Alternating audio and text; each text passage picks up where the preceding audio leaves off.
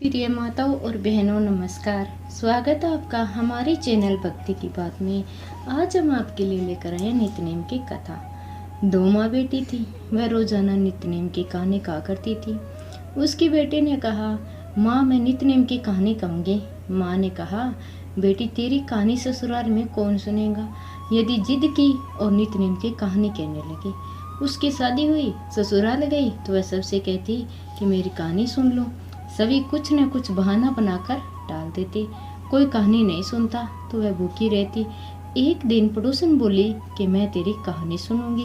वह आती, कहानी सुनती तो बहू खा लेती। एक दिन ननंद ने अपनी माँ से कहा कि माँ भाभी पड़ोसन के कहने पर तो खाना खा लेती है और हम कहते हैं तो नहीं खाती। माँ ने कहा उससे मना कर देना। उसने कहा अच्छा। लड़की ने पड़ोसन से मना किया तो पड़ोसन अपने पति से कहा कि उसकी बेटी मना करती है। पति ने कहा कि उसकी माँ मना करे तो मत जाना। अगले दिन सास ने मना कर दी तो पड़ोसन नहीं आई। बहू की कहानी कोई नहीं सुनता था। वह भूखी रहती।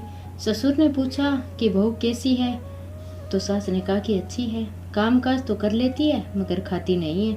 ससुर ने कहा कि बड़े घर की बेटी है, काम करने से थक जाती है वो कि इसे काम मत कराया करो। लेकिन वह फिर भी नहीं खाती।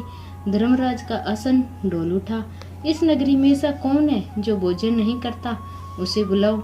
स्वर्ग से विमान आया तो सास बोली मैं चलूं तो बहू ने कहा तुम्हें तो बहुत काम था, मेरी कहानी सुनने का समय नहीं था।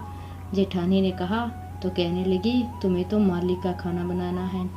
ननंद ने कहा तो कहने लगी तुम्हें तो गुड्डी गुड्डियों खेलने से फुर्सत नहीं है। पड़ोसन बोली कि मैं चलूं तो बोले कि हाँ चलो, तुमने ही मेरी नित्यनेम की कहानी सुनी।